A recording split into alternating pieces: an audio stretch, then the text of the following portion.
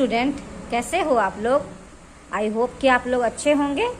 तो आज हम आप लोग के लिए लेके आए हैं एक्सरसाइज 6.5 क्लास 10 क्वेश्चन नंबर 10। यह जो है अभी हम आपको चैप्टर 6 का क्वेश्चन करवा ही रहे थे, जिसमें कि एक्सरसाइज 6.5 का क्वेश्चन नंबर 9 तक हमने कंप्लीट करवा दिया है।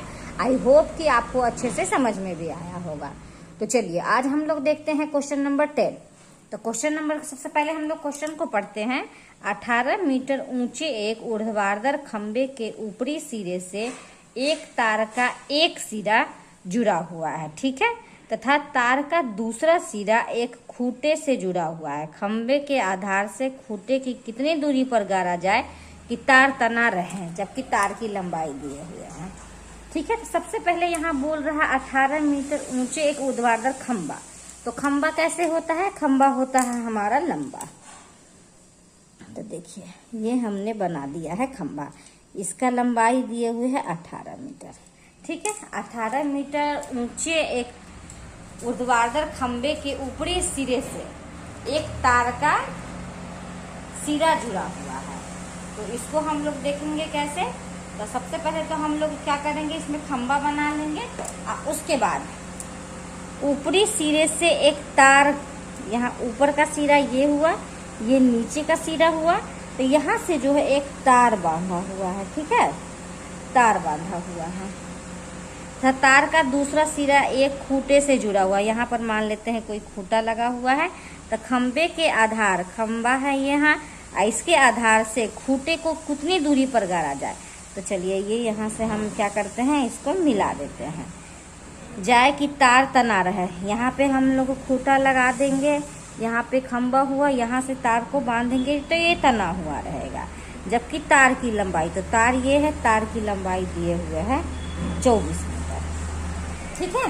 तो जबकि तार की लंबाई, चलिए हम लोग को क्या निकालना है, यहाँ पे हम लोग मान लेते हैं, इसको ए मान लेते हैं, इसको बी मान लेते हैं और इसको सी मान लेते हैं, ठीक है। हमें उम्मीद है कि ये प्रश्न के अनुसार जो है आपको फिगर समझ में आ गया होगा।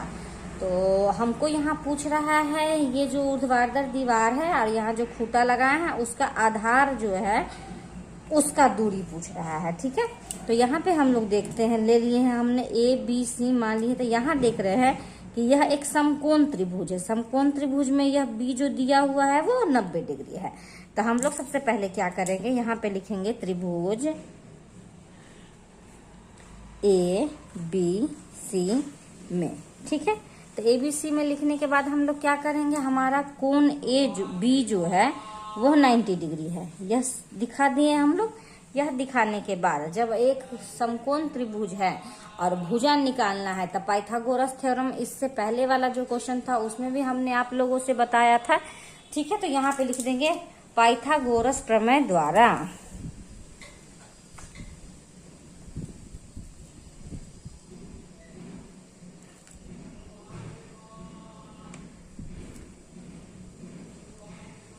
आज का मौसम थोड़ा ठीक है, हवा चल रहा है, इसलिए ये पेज जो है ये उड़ रहा है।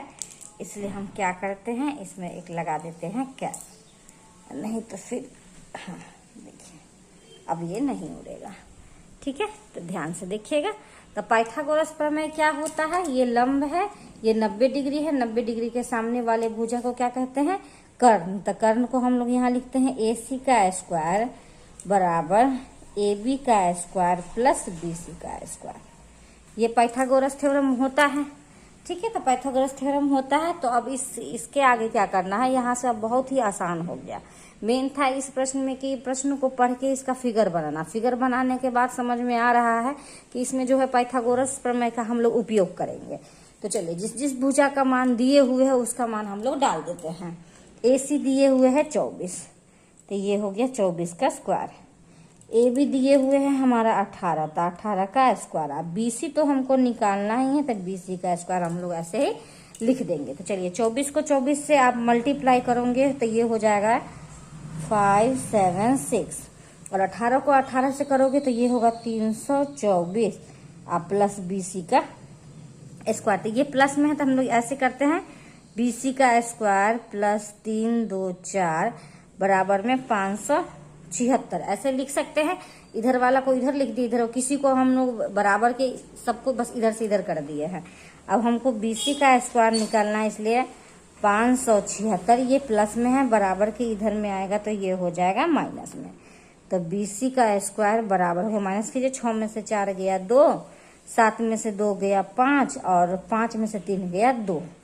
तो यहाँ BC बराबर ये स्क्वायर है तो इस पे आ जाएगा तो हो जाएगा ये √252। अब तो यहाँ पे देखिए कि 252 जो है हमारा कोई चीज का स्क्वायर नहीं होता है, तो स्क्वायर नहीं होता है तो हमें क्या इसका मान हम लोग कैसे निकालेंगे?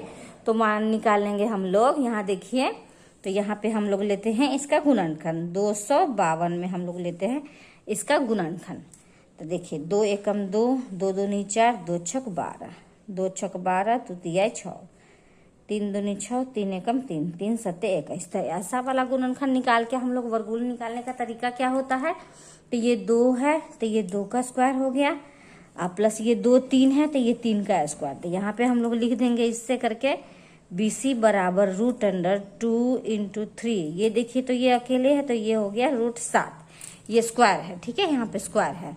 अब BC बराबर हम लोग स्क्वायर से तो रूट कैंसिल हो जाएगा, इसलिए 2 × 3 और √7 जो है वह अकेले है, इसलिए यह √7 रह जाएगा। तो BC बराबर हो गया 3 दूनी 6 और √7। यहाँ पे देखिए कि मान जो है वो मीटर में दिया हुआ है तो इसको भी मीटर में हम लोग लिख देंगे। तो इस प्रकार से जो है हम लोग BC का मान यहाँ पे निकाल लिए हैं 6√7 मीटर, ठीक है। तो इस प्रकार से क्वेश्चन नंबर 10 का हल जो है वह कंप्लीट हुआ। हमें उम्मीद है कि आपको बहुत ही आसानी तरीके से समझ में आ गया होगा।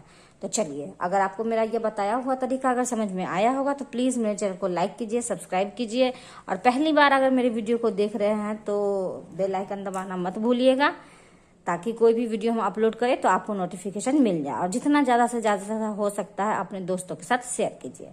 तो फिर मिलते हैं हम लोग क्वेश्चन नंबर 11 लेके दूसरे वीडियो में। धन्यवाद।